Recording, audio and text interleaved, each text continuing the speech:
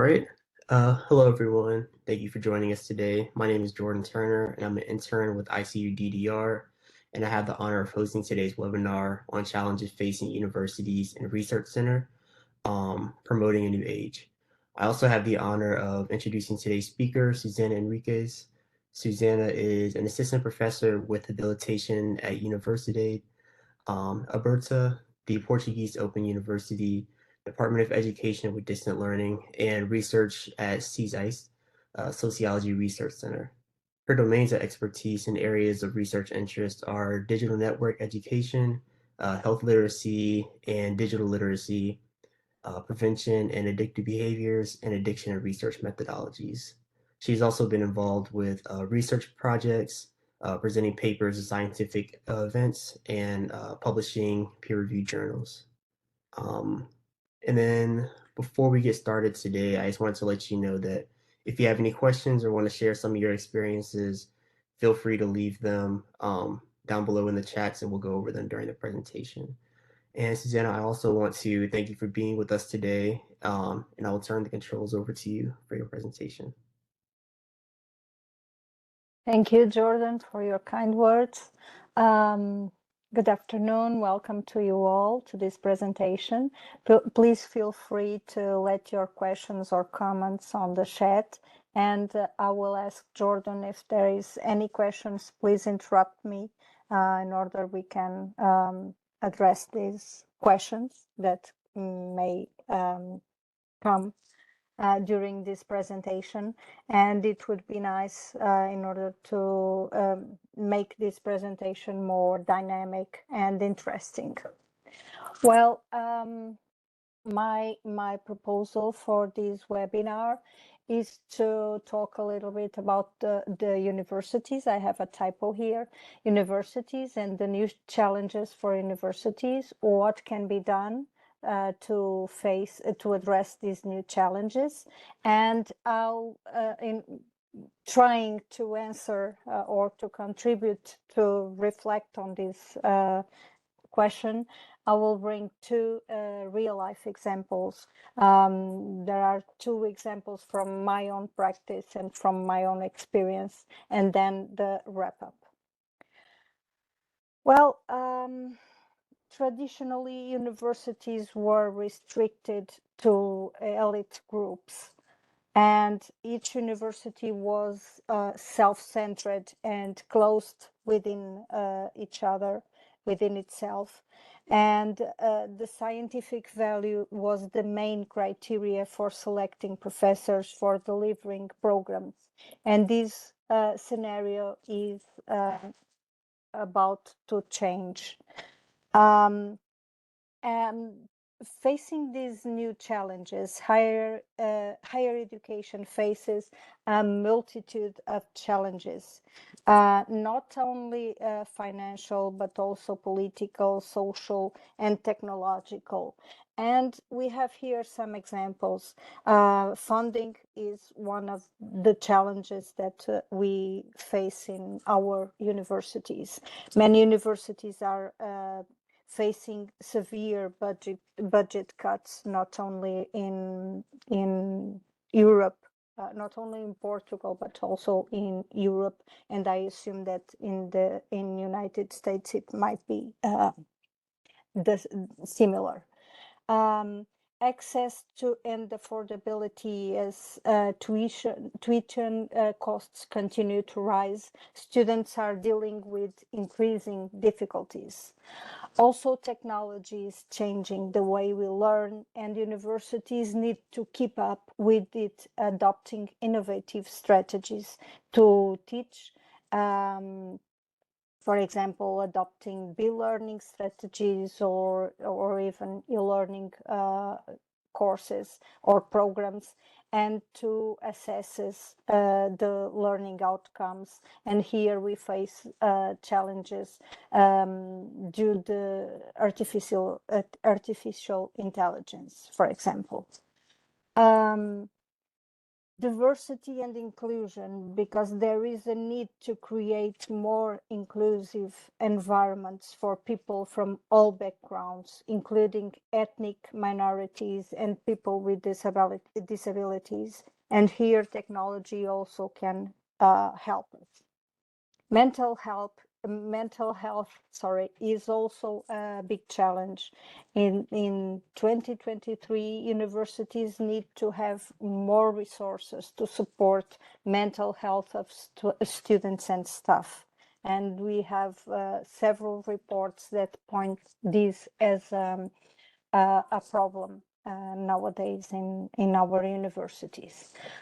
Skill gaps. Employers are looking for people with new skills, and universities need to adapt their curricula to meet these demands, these new demands. Another challenge is lifelong learning and work-related learning. People are living longer and need to continue to learn through their lives. And universities need to offer educational opportunities to people of all ages. And also work-related training and non-formal and informal workplace learning are increasingly being recognized as key to lifelong learning and to realizing the potential of skills development. Climate change is also challenging universities, as they need to address this issue, adopting and teaching sustainable practices. Decreasing support for research is also a big issue for all of us. In many countries, funding for research is decreasing, which have a negative impact on universities and also in the development of new programs or innovative strategies and programs. Faculty development, as universities need to provide opportunities to faculty to continually enhance their skills and knowledge. And this is also hard sometimes, and many others. I'm not being exhaustive here, but I wanted to stress, to highlight some of these challenges that we face as a starting point for our further discussion. So what can be done? What can we do with these challenges and with this scenario? We have here different approaches. On one hand, universities can no longer be waiting for students to come along. They should reach specific and strategic target groups. And also universities, researchers and practitioners must work together. It can't be three different fields where each one is working by himself, but we must collaborate and work together with each other in order to face and to respond to all these complex challenges. And facing all these scenarios, I'll share with you two examples of my daily experience, of my daily practice. For that, I would like to clarify that some aspects of my context. I come from Universidade Aberta, which is the Portuguese Open University. It's the only public university, online public university. It's the only one Portuguese in Portugal. And due to its social responsibility, my university has permanent demand for collaboration in several scientific specific areas. Within the Portuguese Open University, we have a specific and a specific virtual pedagogical model that was developed for within the university, the Portuguese Open University, by some of our experts. And it refers to a multidimensional construction that represents a vision of learning and that has a pedagogical architecture lines of force and theoretical principles in line with one or more educational theories. In this sense, it assumes itself as a general frame of reference for educational activities and simultaneously as an organizing instrument of practice. So when we have to decide something about the programs we deliver, they are organized based on this virtual pedagogical model. Um, so these main aspects, briefly, I will explain it very briefly. Very briefly, architecture is based on organizational aspects that are related to the objectives of the educational process, the social organization of the virtual community, where the roles, rights, and duties of each one of the actors, of the individuals, are defined, and the systematization of time and space. It is also related with methodological aspects, activities, interaction, evaluation procedures, and so on, and also technological aspects regarding the definition of the virtual learning environment and its functionalities or communication tools. And finally, the content. That is information that is organized in any kind of material, can be an article or can be a video or can be a podcast. And the lines of force, we have these four main lines that are student-centered learning, making students actively responsible for their knowledge and knowledge building process, education based on flexibility of access to learning, both contents and activities, without time or space constraints according to the student's availability. And this principle is, this line of force is materialized by prioritizing asynchronous communication, in which space and time do not have to be simultaneous, since communication and interaction is made whenever it is convenient for the trainee, and allowing him or her to read, to process the information, to think about it, and to engage in a dialogue and in debates and interactions with each other. Education based on diversity of interactions.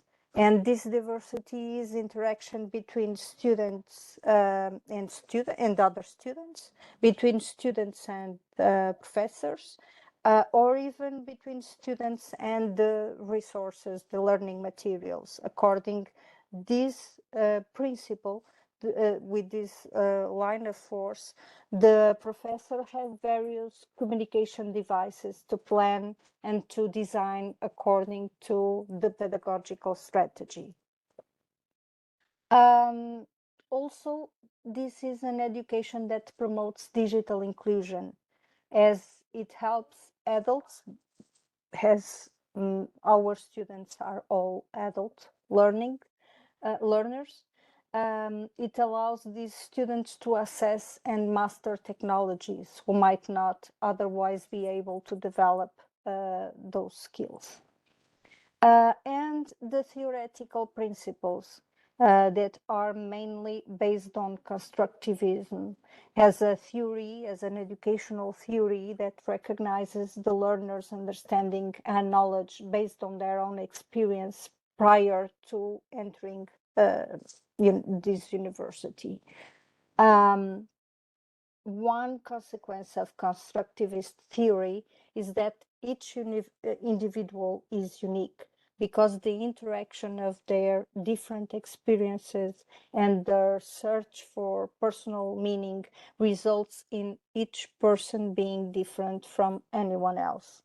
So, thus, behavior is not predictable or deterministic, at least not at an individual level, which is a distinguished feature from cognitivism, for example. The key point here is that for constructivists, learning is seen essentially as a social process requiring communication between learner, teachers, and others. And this social process cannot effectively be replaced by technology, although technology may facilitate it. So, being in an online university is important in order so we use technology to facilitate our communication, our interaction, and our learning processes. Starting from this context, my first example is from an European research project, which is Frontline Politeia, that is carried by 15 European partners that are involved in mapping the information collection and prevention system in two selected communities, two communities for each of the partners. In Portugal, we selected these two communities. One in Leiria, which is in the center of the Portuguese territory, and the other one is São Miguel, which is a community within the Azores region, in the São Miguel Highland. The Portuguese drug policy, public policy, is one of the most advanced one. Since 2001, it would no longer considered drug consumption, acquisition, and possession for personal use as a crime. And this legal framework has been operated through national strategies. These national strategies as pointing out for the increasing of scientific research, training of human resources in the field of drugs and behavior addictions, and the development of prevention or evidence-based prevention. What we found in the field was a little bit different of what the public policies demand. In Leiria, at a local level,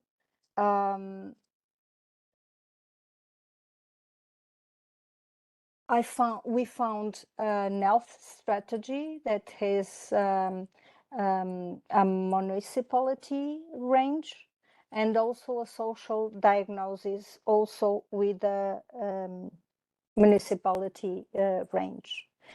In São Miguel, we found a manual for the intervention in school health promotion, but it ended in 21. An action plan for prevention and intervention in drug addictions and behavioral addictions ended also in 20, but all of these documents have a regional range.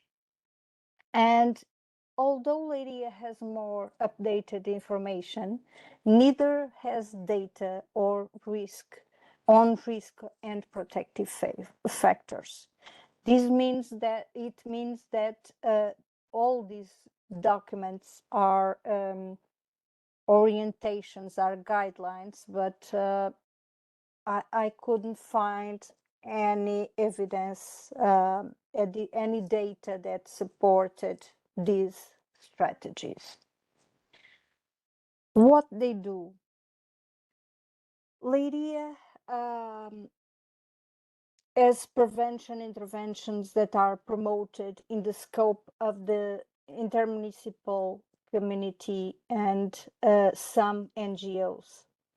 This intermunicipal community of Leiria region promotes the integrated plan to combat school failure, within which it develops interventions as like saúde, or eu e os outros, and also supported by pedagogical resources as Aventura da Vida or Diz Não às Dependências.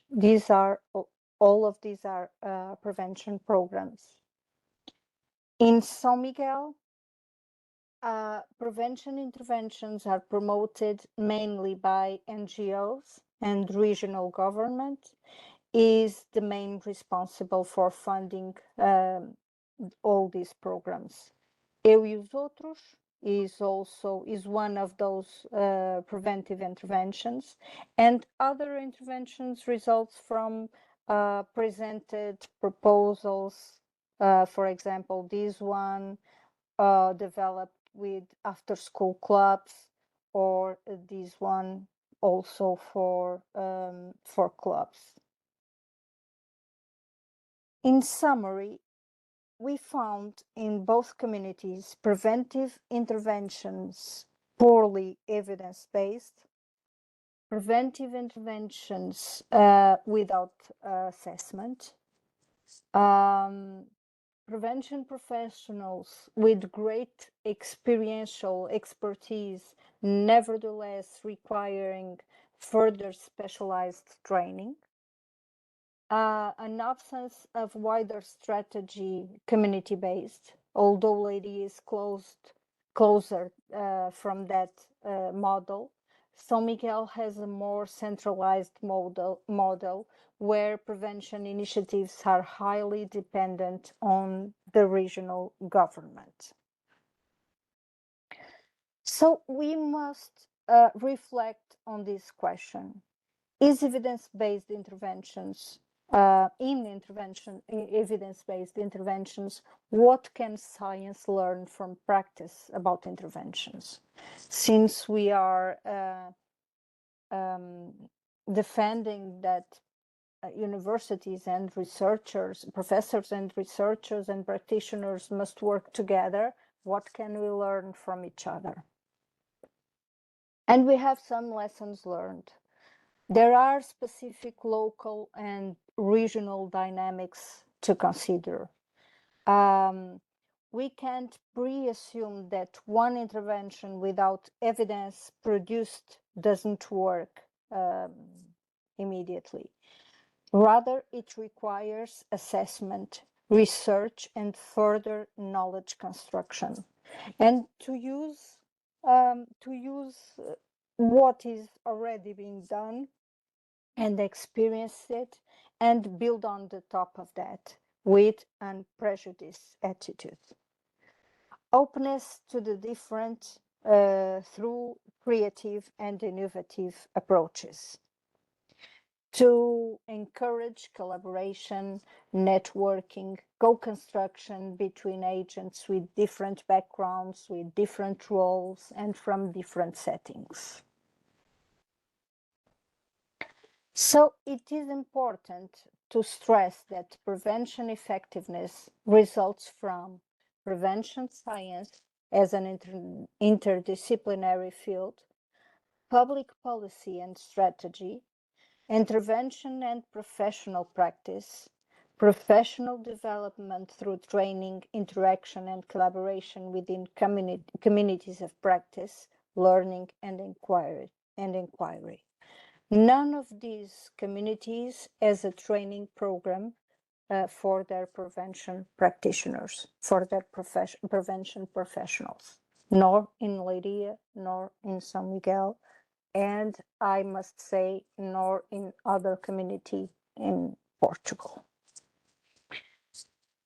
From here, we design a training program in the scope of the project, of the European project.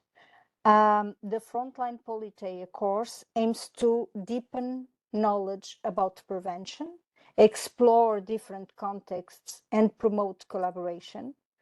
It is organized in 5 key themes: environmental prevention, prevention in school context, prevention in family context, leisure, community-based prevention, and prevention planning.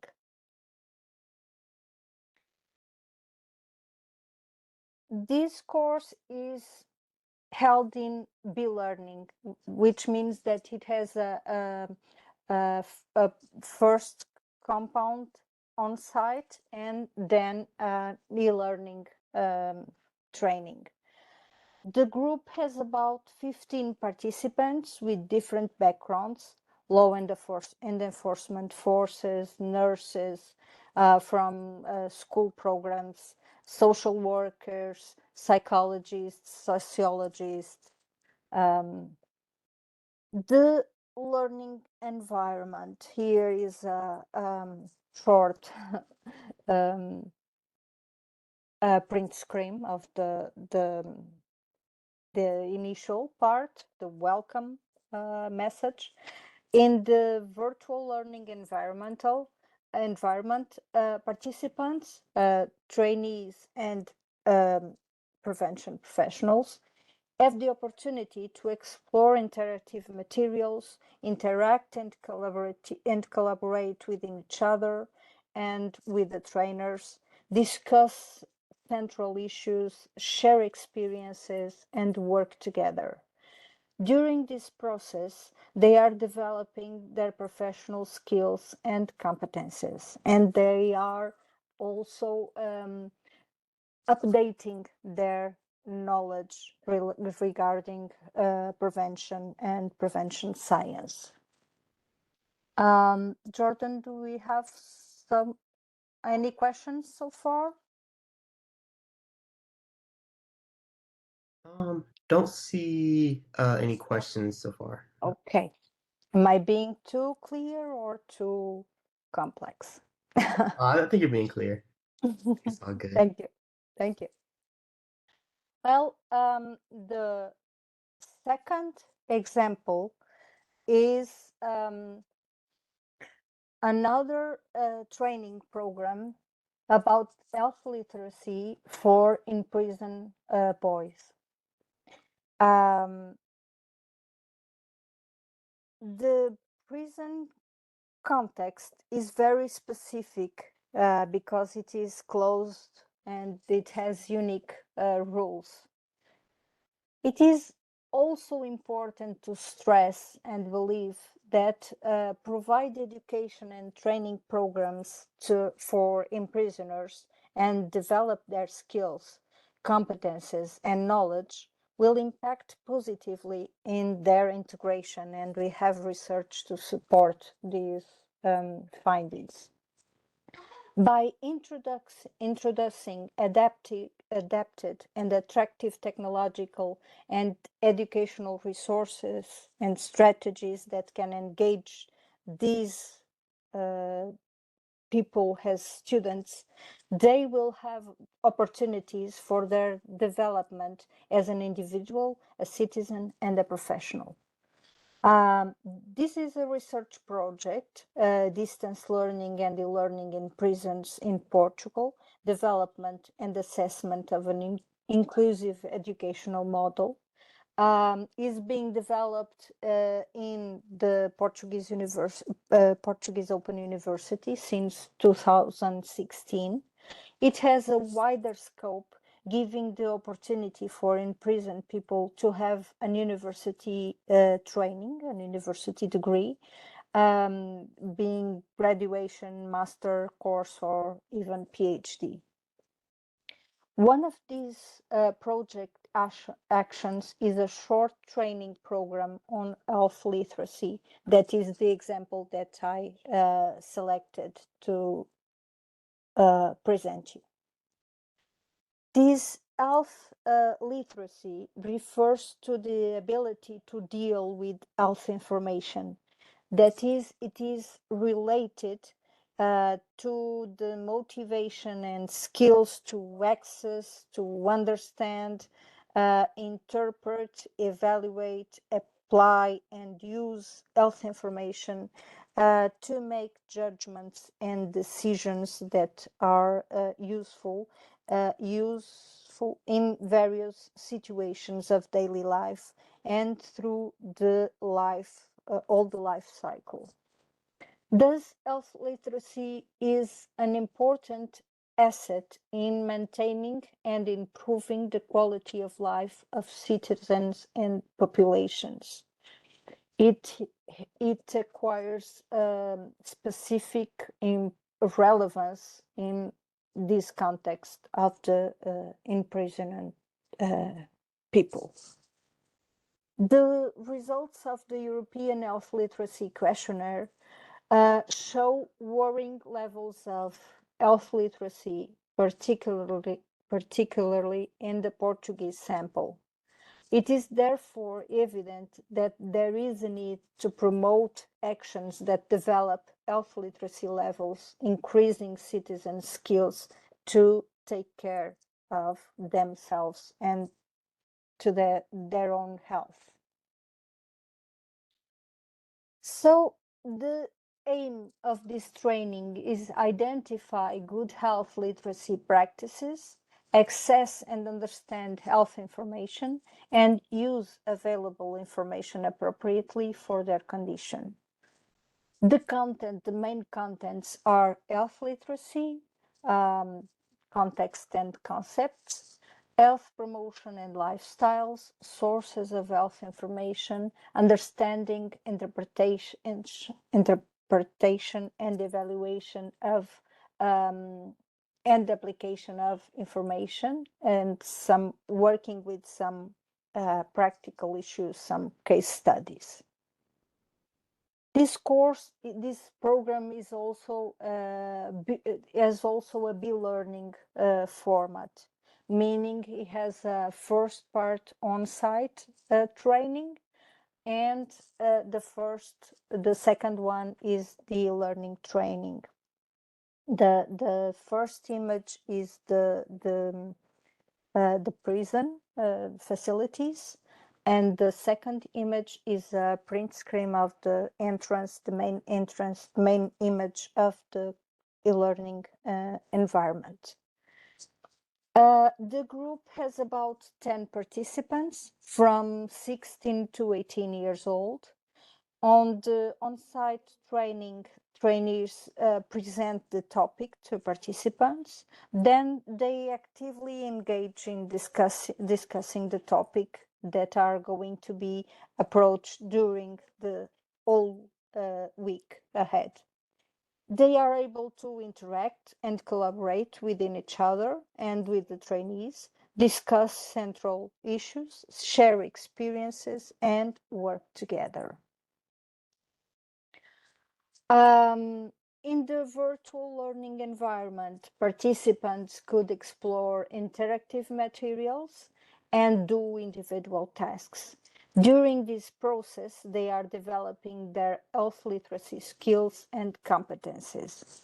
It is important to stress that this e-learning environment is a little bit more restricted than the regular one that we use with other students in the Portuguese Open University for the obvious reasons. These imprisoned students can't use or have free access to internet. So it's a platform with the resources, but they are not allowed to interact with external resources, YouTube videos, for example, or with other participants outside um, the those participants in that trainee program. Here you can see a video that is that was created by the health ministry, the Portuguese health ministry. They only be able to see it in the on-site sessions, not here directly on the platform. Based on those experiences, and I'm about to finish because I don't want to be that boring, but based on these, on those experiences, from those two experiences as examples, we stress the argument that universities, researchers, research centers, and are facing new challenges and requirements that demand different approaches. For in the case of the universities, um, they must work together with researchers and with practitioners. Universities can no longer be waiting for the students to come inside. They should go. They should also get out for reaching specific strategic groups, and universities must develop work-related learning programs using all the potential of digital environments. And all of this is frameworked by complexity theory. Uh, we found that the positivist and deterministic paradigm is suitable for explaining static systems and systems in balance. But when it comes to explain unpredictable and uncertain systems, such as living systems, it reveals an almost total inability to explain and to understand them. That is the contribution of the complexity theory. The world is an inseparable whole, and addictions is a complex, or substance use disorders are a complex phenomenon. That means the interactions between its elements are so many that is not possible to understand the phenomenon through simple descriptions of its parts. This complexity lies in the fact that the compounds of the system interact, and through this interaction, they change the whole system, and they change themselves, creating unpredictable scenarios, chaos, and unknowable. Facing these, we as professors and researchers must work together, must work together across different nations, across our national boundaries, collaborating and with an interdisciplinary basis and in international teams. So I would like to hear your questions or comments or concerns or experience that you also may have to share. But I would want to thank you for this opportunity to be here and to share also my experience and to present it to all of you. Thank you.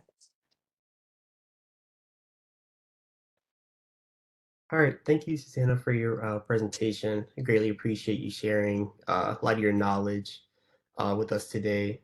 Um, Going over the chats, I saw a lot of positive comments. I also wanted to say, um, if you have any more thoughts or want to share any questions, feel free to unmute yourself or just leave a comment in the chat box. Um, Thank you for all the positive comments. Mhm. Uh, It would be important to hear some of your experiences, maybe similar or maybe different from mine, or or maybe your experiences may complement this one. It would be great to hear you.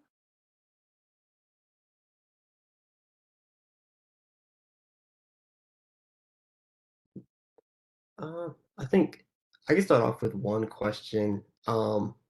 I know that you talked a lot about like in the new age, technology is like a beneficial part of health promotion, and you talked about like a lot of the e-learning sources, but I know there also can be like some challenges. Can you speak a little bit more about some of the positive and negatives that you've seen in the field that you may not have touched on in the presentation?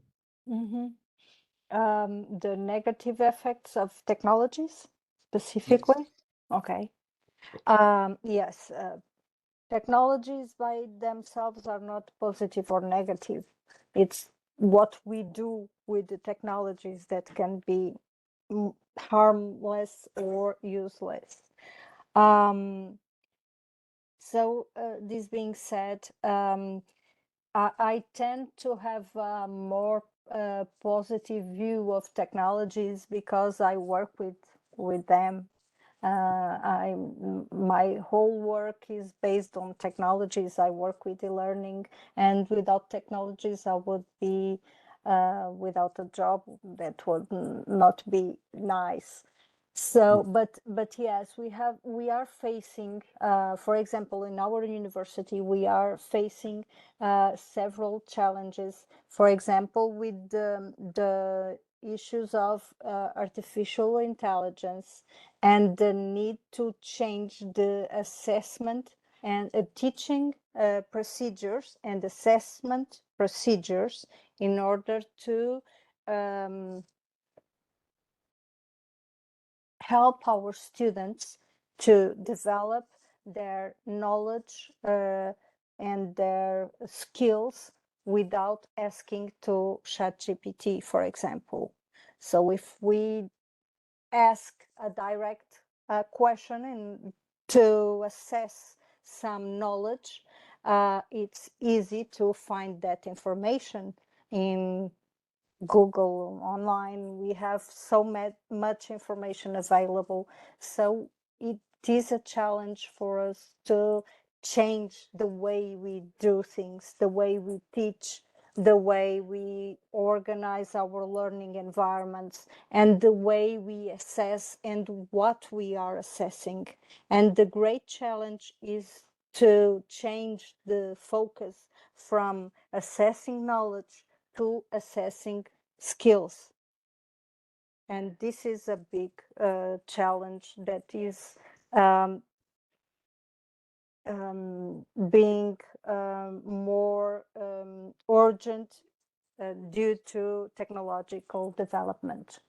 I don't know if I answer to your question, but Yes. Thank you. Thank you. Uh, okay, I'll open it up to see if anybody else has any Mhm. questions. Yes. So I'll give them a couple seconds.